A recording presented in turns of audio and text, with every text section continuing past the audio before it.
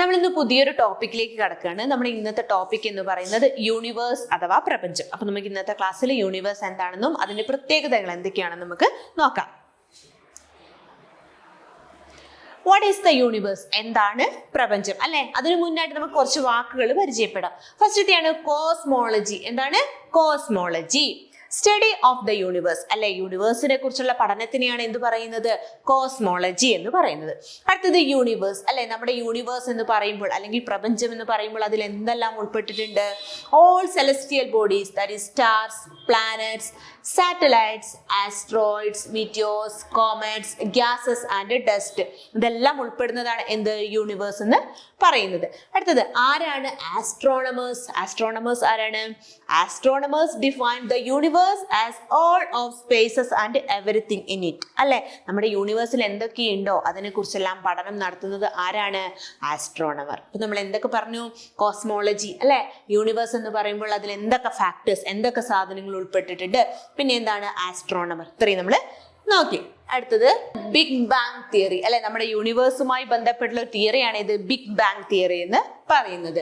The most popular argument regarding the origin of the universe is the big bang theory അല്ലെ, നമ്മുടെ പ്രപഞ്ചത്തിന്റെ ഉദ്ഭവവുമായി ബന്ധപ്പെട്ട അല്ലെങ്കിൽ പ്രപഞ്ചത്തിന്റെ ഒറിജിനുമായി ബന്ധപ്പെട്ട തിയറിയാണ് ഏത്? ബിഗ് ബാങ് തിയറി എന്ന് പറയുന്നത്. It is also called the expanding universe hypothesis. ഈ ബിഗ് ബാങ് തിയറി അറിയപ്പെടുന്നത് വേറൊരു പേരിൽ കൂടി ഉണ്ട്. എങ്ങനെയാണ്? The expanding universe hypothesis. In 1920, Edwin Hubble provided evidence that the universe is expanding. എന്താ പറയുന്നത്? പ്രപഞ്ചം ഇങ്ങനെ വികസിച്ചു കൊണ്ടിരിക്കുകയാണെന്ന് പറഞ്ഞത് ആരാണ്? Edwin Hubble. Okay, in 1920, Edwin Hubble provided evidence that the universe is expanding. As per this theory, in the beginning, all matters or substances forming this universe existed at one place as a tiny ball. അല്ലെ, എങ്ങനെയായിരുന്നു? നമ്മുടെ പ്രപഞ്ചം എന്ന് പറയുന്നത് ഒരു ചെറിയൊരു ball പോലെ ആയിരുന്നു. പിന്നീട് എന്താ സംഭവിച്ചിട്ടുണ്ടാവുക? This tiny ball had an extremely small volume, infinite density and temperature. അല്ലെ, നമ്മൾ പറഞ്ഞു ചെറിയൊരു ബോൾ പോലെ ആയിരുന്നു, പിന്നീട് അതിന് എന്തോ സംഭവിച്ചു. At the Big Bang, this tiny ball blasted fiercely and forcefully and started a substantial process of expansion which continues to this day. Okay, അപ്പോൾ എന്താണ് ഈ തിയറിയിൽ പറയുന്നത്? നമ്മുടെ പ്രപഞ്ചം എന്ന് പറയുന്നത് ചെറിയൊരു ബോൾ പോലെയായിരുന്നു, പെട്ടെന്ന് അതിന് എന്ത് സംഭവിച്ചു? അത് പെട്ടെന്ന് ഇങ്ങനെ പൊട്ടിത്തെറിച്ചു. അങ്ങനെ പൊട്ടിത്തെറിച്ചിട്ട് അത് ഇങ്ങനെ എക്സ്പാൻഡ് ചെയ്യാൻ തുടങ്ങി. അങ്ങനെ എക്സ്പാൻഡ് ചെയ്യാൻ ഒരു ദിവസം മുഴുവൻ അത് എന്ത് ചെയ്തു? എക്സ്പാൻഡ് ചെയ്തു എന്നാണ് ഈ തിയറി പ്രകാരം പറയുന്നത്. അങ്ങനെയാണ് നമ്മുടെ പ്രപഞ്ചം ഉണ്ടായത് എന്ന് ഈ തിയറിയിൽ പറയുന്നു. ഓക്കെ, പിന്നെ എന്താണ്? ദ യൂണിവേഴ്സ് ബിക്കം ട്രാൻസ്പെറന്റ് അല്ലെ, നമ്മുടെ പ്രപഞ്ചം എന്ന് പറയുന്നത് എന്താണ്? ട്രാൻസ്പെറന്റ് ആണ്. അടുത്തത് സ്റ്റാർസ് ആൻഡ് ഗാലക്സീസ് അല്ലെ, എന്താണ്? A galaxy was formed by accumulation of hydrogen gas in the form of nebula. എങ്ങനെയാ പറയുന്നത്? ഹൈഡ്രജൻ ഗ്യാസ് അല്ലെ, നമ്മുടെ പ്രപഞ്ചത്തിലുള്ള ഹൈഡ്രജൻ ഗ്യാസ് എന്ത് ചെയ്തു? അതിങ്ങനെ എന്തിന്റെ ഫോമിൽ, എന്തിന്റെ രൂപത്തിൽ ഫോം ചെയ്തു? നെബുല. നെബുല എന്ന് പറഞ്ഞാൽ എന്താ? വെരി ലാർജ് ക്ലൗഡ് അല്ലെ, വലിയൊരു ക്ലൗഡിന്റെ രൂപത്തിൽ ഈ നമ്മുടെ പ്രപഞ്ചത്തിലുള്ള ഹൈഡ്രജൻ ഗ്യാസ് ഇങ്ങനെ കൂടിച്ചേർന്ന് ഉണ്ടായി. അങ്ങനെയാണ് എന്ത് ചെയ്തത്? ഗാലക്സി ഫോം ചെയ്തത്. Okay, a galaxy was formed by accumulation of hydrogen gas in the form of nebula. A galaxy contains several stars അല്ലെ, നമ്മുടെ ഗാലക്സിയിൽ എന്താ ഉള്ളത്? ധാരാളം നക്ഷത്രങ്ങൾ അല്ലെ. The distance between the mass bodies in the universe are measured in light year അല്ലെ, നമ്മുടെ പ്രപഞ്ചത്തിലുള്ള mass bodies ഉണ്ട് അല്ലെ, അവ തമ്മിലുള്ള ദൂരം അളക്കുന്നത് എങ്ങനെയാണ്? Light year. Okay, A light year is A measure of distance അല്ലെ. ലൈറ്റ് ഇയർ എന്താണ്? നമ്മുടെ ദൂരം അളക്കുന്ന ഒരു യൂണിറ്റ് ആണ് ഏത്? ലൈറ്റ് ഇയർ എന്ന് പറയുന്നത് അല്ലെ. നമ്മുടെ സാധാരണ കിലോമീറ്റർ, മീറ്റർ ഒക്കെ ഉപയോഗിക്കാറില്ലേ? അതേപോലെ നമ്മുടെ പ്രപഞ്ചത്തിലുള്ള സാധനങ്ങളുടെ ദൂരം അളക്കുന്നത് എങ്ങനെയാണെന്നാ പറയുന്നത്? Light year. ഓക്കെ, അടുത്തതാണ് ദ സോളാർ സിസ്റ്റം അല്ലെ. സോളാർ സിസ്റ്റം അല്ലെങ്കിൽ എന്താ നമ്മൾ പറയാ? സൗരയൂഥം എന്ന് പറയാറുണ്ട്. നോക്കാം നമുക്ക്. The study of celestial object and associated phenomena astronomy. Astronomy എന്ന് പറഞ്ഞാൽ എന്താണ്? സെലസ്റ്റിയൽ ഒബ്ജക്ട്സും അതുമായി ബന്ധപ്പെട്ടുള്ള കാര്യങ്ങളെയും കുറിച്ച് പഠനം നടത്തുന്നതാണ് എന്ത്? ആസ്ട്രോണമി എന്ന് പറയുന്നത്.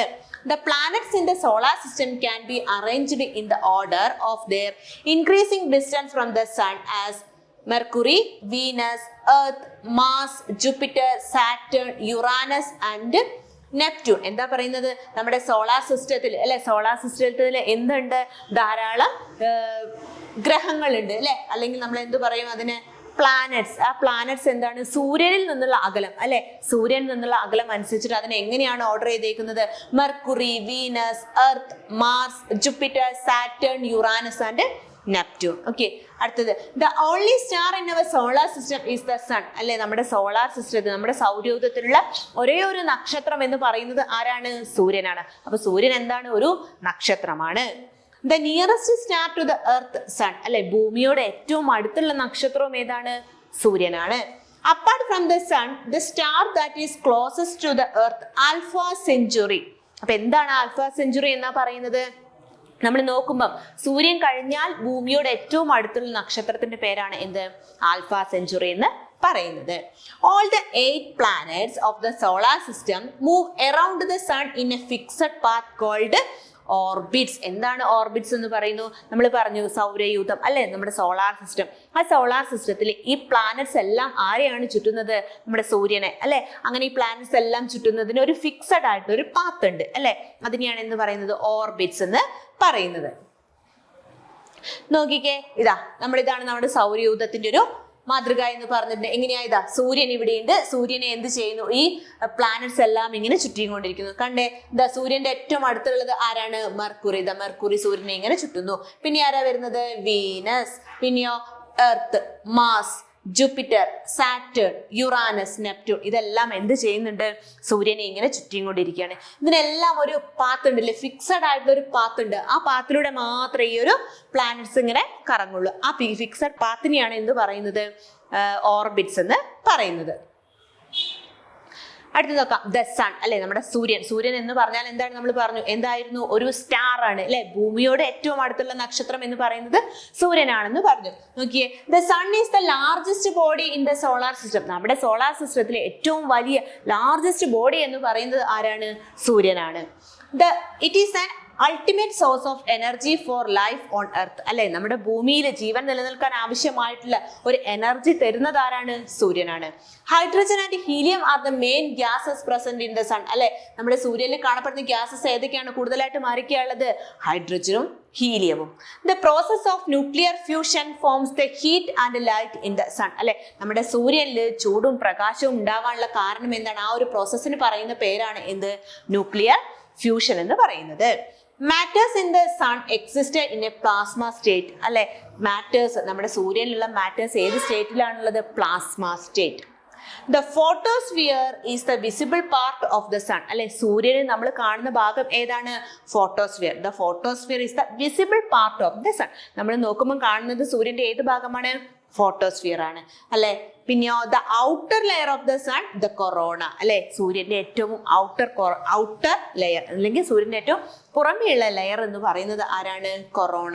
ഇവിടെ കണ്ടേ സോളാർ എൻവയോൺമെന്റ് അല്ലെ, ആരൊക്കെയാണുള്ളത്? ഫോട്ടോസ്ഫിയർ ഉണ്ട്, ക്രോമോസ്ഫിയർ ഉണ്ട്, കൊറോണ ഉണ്ട്. അപ്പൊ നമ്മൾ കാണപ്പെടുന്ന ഭാഗം ഇതിൽ ഏതാണ്? ഫോട്ടോസ്ഫിയർ. സൂര്യന്റെ ഏറ്റവും പുറമേ ഉള്ളത് ആരാണ്? കൊറോണ. അടുത്തത് പ്ലാനറ്റ്സ് അല്ലെ, നമ്മൾ പറഞ്ഞു എത്ര പ്ലാനറ്റ്സ് ആണ് നമുക്കുള്ളത്? 8 പ്ലാനറ്റ്സ് അല്ലെ, 8 പ്ലാനറ്റ്സ് ഉണ്ട്. അങ്ങനെ സൂര്യൻ നിന്നുള്ള അകലം അനുസരിച്ച് ഫസ്റ്റ് വരുന്നത് ആരാണ്? മെർക്കുറി. 8 പ്ലാനറ്റ്സിൽ സൂര്യനോട് ഏറ്റവും അടുത്തുള്ള ആൾ ആരാണ്? Mercury. The smallest and the closest planet to the sun in the solar system അല്ലെ, നമ്മുടെ സോളാർ സിസ്റ്റത്തിലെ 8 പ്ലാനറ്റ്സിൽ സൂര്യനോട് അടുത്തുള്ള പ്ലാനറ്റ് ആരാണ്? നമ്മുടെ മെർക്കുറി. കൂടാണ്ടോ ദ സ്മോളസ്റ്റ് അല്ലെ, ഏറ്റവും ചെറിയ പ്ലാനറ്റും ഏതാണ്? മെർക്കുറിയാണ്. Mercury has no natural satellites അല്ലെ, നാച്ചുറൽ ആയിട്ടുള്ള സാറ്റലൈറ്റ്സ് ഒന്നും ആർക്കില്ല? മെർക്കുറിക്ക് ഇല്ല. The first spacecraft to reach Mercury Mariner ten. അപ്പൊ എന്തൊക്കെയാ പറഞ്ഞത്? സൂര്യനോട് ഏറ്റവും അടുത്തതും പ്ലാനറ്റ്സിൽ ഏറ്റവും ചെറുതും ആരാണ്? ഈ മെർക്കുറിയാണ്. അടുത്തതാണ് വീനസ് അല്ലെ, വീനസ് നോക്കാം. The second nearest planet from the sun, സൂര്യനോടുള്ള അകലം അനുസരിച്ചിട്ട് രണ്ടാമത് നിൽക്കുന്ന ആളാണ് ആര്? വീനസ് എന്ന് പറയുന്നത്. The planet nearest to the earth അല്ലെ, നമ്മൾ നിൽക്കുന്ന നമ്മുടെ ഈ ഭൂമിയോട് ഏറ്റവും അടുത്തുള്ള പ്ലാനറ്റ് ഏതാണ്? വീനസ് ആണ്. Venus has no satellites of its own അല്ലെ, വീനസിനും എന്തില്ല? അതിൻ്റെതായിട്ടുള്ള ഒരു സാറ്റലൈറ്റ് ഇല്ല. The major gas present in Venus atmosphere carbon dioxide. വീനസിന്റെ അറ്റ്മോസ്ഫിയറിലുള്ള ഗ്യാസ് എന്ന് പറയുന്നത് ഏതാണ്? കാർബൺ ഡയോക്സൈഡ് ആണ്. Plateau seen on the surface of Venus Lakshmi planum അല്ലെ, ലക്ഷ്മി പ്ലാനം എന്ന് പറയുന്ന പ്ലാറ്റ്യൂ എവിടെയാണ് കാണപ്പെടുന്നത്? വീനസിൽ. അപ്പൊ നമ്മൾ എന്തൊക്കെയാ വീനസിനെ കുറിച്ച് പറഞ്ഞത്? നമ്മൾ നോക്കുമ്പോൾ സൂര്യനോടുള്ള അകലം നോക്കുമ്പോൾ രണ്ടാമതായിട്ടുള്ള ആളാണ് ആര്? വീനസ് എന്ന് പറയുന്നത്. പിന്നെയോ ഭൂമിയുടെ ഏറ്റവും അടുത്തുള്ള പ്ലാനറ്റും ഏതാണ്? വീനസ് ആണ്. വീനസിന് നാച്ചുറൽ സാറ്റലൈറ്റ്സ് ഉണ്ടോ? ഇല്ല അല്ലെ. പിന്നെ ഏറ്റവും കൂടുതലുള്ള ഗ്യാസ് ഏതാണ്? Carbon dioxide. Lakshmi planum plateau കാണപ്പെടുന്നത് എവിടെയാണ്? വീനസിലാണ്. അടുത്തത് എർത്ത് ആൻഡ് മൂൺ അല്ലെ. നമ്മൾ ഭൂമി പറയുമ്പോൾ തന്നെ അതിനോടൊപ്പം പറയേണ്ട ആളാണ് ആര്? മൂൺ എന്ന് പറയുന്നത്. The third nearest planet to the sun and the fifth largest planet in our solar system അല്ലെ. നമ്മുടെ സോളാർ സിസ്റ്റത്തില് സൂര്യനോട് അടുത്ത പ്ലാനറ്റ്സ് പറയുമ്പോൾ എത്രാമത് നിൽക്കുന്നു? മൂന്നാമതായിട്ട് നിൽക്കുന്നു. കൂടാതെ വലിപ്പം നോക്കുമ്പോൾ നമ്മുടെ 8 പ്ലാനറ്റ്സിൽ വലിപ്പം നോക്കുമ്പോൾ 5ാമത് വലിപ്പമുള്ള ആള് ആരാണ്? നമ്മുടെ ഭൂമിയാണ്. The planet which is known as blue planet because its 2/3 surface is covered by water. നമ്മുടെ എർത്ത് അറിയപ്പെടുന്നത് ഏത് പേരിലാണ്? ബ്ലൂ പ്ലാനറ്റ് അല്ലെ, നീലഗ്രഹം. എന്താണ് കാരണം? 2/3 ഓഫ് സർഫേസ് അല്ലെ. നമ്മൾ നോക്കുമ്പോൾ എങ്ങനെ ഏറ്റവും കൂടുതൽ എന്താണ് കാണപ്പെടുന്നത്? ജലമാണ്. അതുകൊണ്ട് തന്നെ ഏത് പേരിൽ അറിയപ്പെടുന്നു? ബ്ലൂ പ്ലാനറ്റ് എന്ന് അറിയപ്പെടുന്നു. The shape of the earth geoid. നമ്മുടെ ഭൂമിയുടെ ഷേപ്പ് എന്താന്ന് പറയുന്നത്? എന്താണ്? Geoid. The only natural satellites of earth is moon അല്ലെ. നമ്മുടെ ഭൂമിയുടെ ഒരേ ഒരു സാറ്റലൈറ്റ് എന്ന് പറയുന്നത് ഏതാണ്? മൂണാണ്. Moon is the Earth's only natural satellite that revolves around the Earth. എന്താ പറയുന്നത്? മൂൺ എന്ന് പറയുന്നത് നമ്മുടെ ഭൂമിയുടെ ഒരേ ഒരു ഉപഗ്രഹമാണ്. ആ മൂണെ ആരെ കറങ്ങുന്നുണ്ട്? ആരെ ചുറ്റിക്കൊണ്ടിരിക്കുന്നുണ്ട്? നമ്മളെ എർത്തിനെ ഇങ്ങനെ ചുറ്റിക്കൊണ്ടിരിക്കുന്നു. The fifth largest natural satellite in the solar system. നമ്മുടെ സോളാർ സിസ്റ്റം നോക്കുമ്പോൾ അതിൽ സാറ്റലൈറ്റ്സ് അല്ലെ, നാച്ചുറൽ സാറ്റലൈറ്റ്സ് ഉണ്ട്. ആ നാച്ചുറൽ സാറ്റലൈറ്റ്സിൽ 5ാമത്തെ ആളാണ് ആര്? നമ്മുടെ മൂൺ എന്ന് പറയുന്നത്. Mass of the moon is 1/6 of the mass of earth അല്ലെ. നമ്മുടെ ഭൂമിയിൽ 6 കിലോ ഉള്ള ആൾക്ക് നമ്മുടെ മൂണിലേക്ക് പോകുമ്പോൾ എത്രയായിരിക്കും? 1 കിലോ ആയിരിക്കും ഉണ്ടാവുക. അതാണ് പറയുന്നത് 1/6 the mass of the earth. Moonlight reaches earth in 1.3 seconds അല്ലെ. നമ്മുടെ ചന്ദ്രന്റെ പ്രകാശം ഭൂമിയിൽ എത്താൻ എത്ര സമയം വേണം എന്ന് പറയുന്നത്? 1.3 സെക്കൻഡ് ആണ് വേണം. അടുത്തത് മാർസ് അല്ലെ. Mars is the Roman God of war. Mars എന്ന് പറയുന്ന പേര് എങ്ങനെയാ കിട്ടിയത്? റോമനിലുള്ള യുദ്ധദേവന്റെ പേരാണ് ഏത്? മാർസ് എന്ന് പറയുന്നത്. The planets R known as fossil planet, rusty planet and red planet അല്ലെ. എങ്ങനെയൊക്കെ അറിയപ്പെടുന്നുണ്ട്? തുരുമ്പിച്ച ഗ്രഹം, ചുവന്ന ഗ്രഹം എന്നെല്ലാം അറിയപ്പെടുന്നത് ആരാണ്? മാർസ് ആണ്. എന്തുകൊണ്ടാണ് അത് അങ്ങനെ അറിയപ്പെടുന്നത്? Due to the presence of iron oxide. മാർസിൽ എന്തുണ്ട്? അയൺ ഓക്സൈഡ് ഉണ്ട്. അതുകൊണ്ടാണ് തുരുമ്പിച്ച ഗ്രഹം അല്ലെങ്കിൽ എന്തറിയപ്പെടുന്നത്? ചുവന്ന ഗ്രഹം എന്നെല്ലാം ഏതറിയപ്പെടുന്നു? മാർസ് അറിയപ്പെടുന്നു. Phobos and Deimos. Phobos and Deimos R the 2 satellites of Mars അല്ലെ. മാർസിന്റെ 2 സാറ്റലൈറ്റ്സ് ആണ് ഏതെല്ലാം? Phobos and Deimos. The largest volcano found in Mars Olympus Mons. Olympus Mons എന്ന് പറയുന്നത് മാർസിലുള്ള ഏറ്റവും വലിയ അഗ്നിപർവ്വതമാണ് ഏത്? Olympus Mons. The largest planet in the solar system അല്ലെ. നമ്മുടെ സോളാർ സിസ്റ്റത്തിൽ 8 പ്ലാനറ്റ്സ് ഉണ്ട്. ആ 8 പ്ലാനറ്റ്സിൽ ഏറ്റവും വലിയ പ്ലാനറ്റ് ഏതാണെന്നാ പറയുന്നത്? Jupiter. Okay. The largest planet in the solar system. The largest satellite of Jupiter and the largest satellite in our solar system Ganymede. അപ്പൊ Ganymede എന്ന് പറയുന്നത് എന്താണ്? സാറ്റലൈറ്റ് ആണ്. ഏതിന്റെ സാറ്റലൈറ്റ് ആണ് ഗാനിമീഡ്? ജൂപ്പിറ്ററിന്റെ. അപ്പൊ എന്താ പറയുന്നത്? The largest satellite of Jupiter. ജൂപ്പിറ്ററിന്റെ ഏറ്റവും വലിയ സാറ്റലൈറ്റ് എന്ന് പറയുന്നത് ഏതാണ്?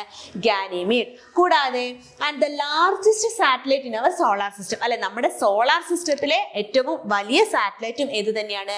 ഗാനിമീഡ് തന്നെയാണ്. Okay, Europa and Callisto are the 2 largest satellite of Jupiter. ജൂപ്പിറ്ററിന് വേറെയും എന്തുണ്ട്? വേറെയും 2 സാറ്റലൈറ്റ്സ് ഉണ്ട്. ഏതൊക്കെയാണ്? Europa and Callisto. അപ്പൊ Europa and Callisto are the 2 largest satellites of Jupiter. Okay. അടുത്തതാണ് Saturn. The second largest planet in the solar system അല്ലെ. നമ്മുടെ solar സിസ്റ്റത്തിൽ എത്ര പ്ലാനറ്റ്സ് ഉണ്ട്? 8 എണ്ണം. അതില് 2ാമത്തെ വലുത് എന്ന് പറയുന്നത് ഏതാണ്? Saturn. The planet is named after the god of agriculture in Roman mythology അല്ലെ. റോമൻ മിത്തോളജി അനുസരിച്ചിട്ട് കൃഷിയുടെ ദേവന്റെ പേരാണ് ആർക്ക് കൊടുത്തിരിക്കുന്നത്? സാറ്റേണിന് നൽകിയിരിക്കുന്നത്. The planet has the most extensive rings in the solar system. Solar സിസ്റ്റത്തിൽ റിങ്ങുകളുള്ള ഒരു പ്ലാനറ്റ് എന്ന് പറയുന്നത് ഏതാണ്? സാറ്റേൺ ആണ്.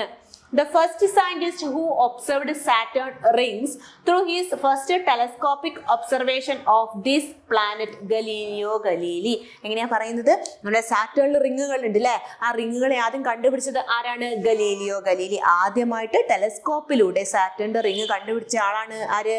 Galileo Galilei. Largest satellite of Saturn and the second largest satellite in our solar system, Titan. Titan എന്ന് പറയുന്നത് ആരുടെ ഉപഗ്രഹമാണ്? സാറ്റേണിന്റെ അല്ലെ. ഈ സാറ്റേണിന്റെ ഏറ്റവും വലിയ ഉപഗ്രഹം എന്ന് പറയുന്നത് ടൈറ്റണും, നമ്മുടെ സോളാർ സിസ്റ്റം നോക്കുമ്പോൾ രണ്ടാമത്തെ വലുത് എന്ന് പറയുന്നത് ആരാണ്? സാറ്റേൺ തന്നെയാണ്. അടുത്തതാണ് യുറാനസ് അല്ലെ. Uranus is the 7th planet from the sun and the 3rd largest planet in our solar system.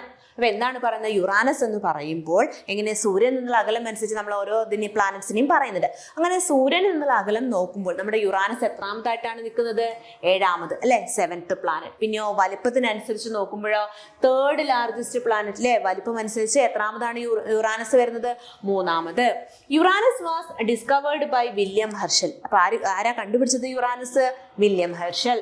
The first planet discovered by using a telescope.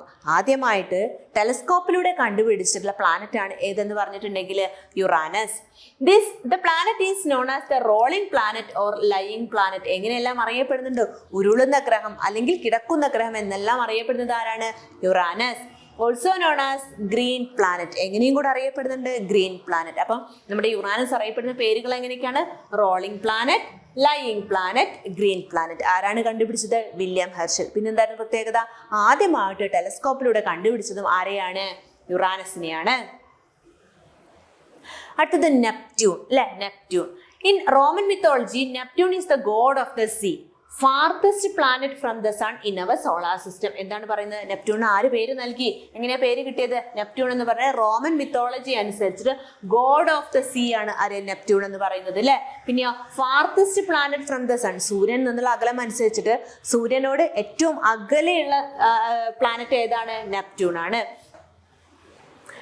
ഇപ്പൊ നമ്മൾ എന്തൊക്കെയാ നമ്മുടെ യൂണിവേഴ്സിനെ കുറിച്ചാണ് പഠിച്ചത് അല്ലെ. നമ്മുടെ പ്രപഞ്ചം എന്തൊക്കെ നമ്മൾ പറഞ്ഞു? കോസ്മോളജി എന്താന്ന് പറഞ്ഞു. എന്താ cosmology? Cosmology is the study of the universe and celestial phenomena. പിന്നെയോ യൂണിവേഴ്സ് എന്ന് പറയുമ്പോൾ അതിൽ എന്തെല്ലാം ഉൾപ്പെടുന്നുണ്ട് നമ്മൾ പറഞ്ഞു? എന്തൊക്കെയാ? Stars, planets, moons, asteroids, comets, gases, dust, ഇതെല്ലാം ഉൾപ്പെടുന്നതാണ് എന്ത്? നമ്മുടെ യൂണിവേഴ്സ് എന്ന് പറയുന്നത്. അത് കഴിഞ്ഞിട്ട് നമ്മൾ ബിഗ് ബാങ് തിയറി അല്ലെ. ബിഗ് ബാങ് തിയറി എന്തുമായി ബന്ധപ്പെട്ടതാണ്? നമ്മുടെ യൂണിവേഴ്സുമായി ബന്ധപ്പെട്ടതാണ് ഇത് ബിഗ് ബാങ് തിയറി എന്ന് നമ്മൾ പറഞ്ഞു. അടുത്ത എന്താണ്? നമ്മുടെ യൂണിവേഴ്സ് എന്ന് പറയുന്നത് എന്താണ്?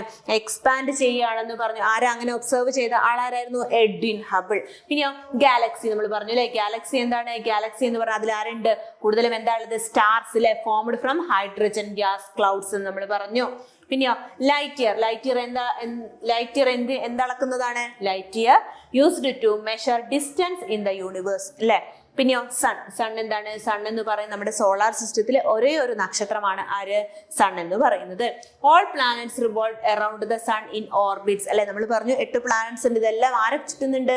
സൂര്യനെ ചുറ്റുന്നുണ്ട്. അതൊരു ഫിക്സഡ് പാത്തിലൂടെയാണ്. ആ പാത്തിന് പറയുന്ന പേരാണ് എന്ത്? ഓർബിറ്റ്സ് എന്ന് നമ്മൾ പറഞ്ഞു അല്ലെ. ഓർബിറ്റ്സ് എന്ന് നമ്മൾ പറഞ്ഞു. അപ്പൊ യൂണിവേഴ്സിനെ കുറിച്ച് ഏകദേശം കാര്യങ്ങളൊക്കെ മനസ്സിലായല്ലോ അല്ലെ. അപ്പൊ നമുക്ക് അടുത്ത ക്ലാസ്സിൽ കാണാം.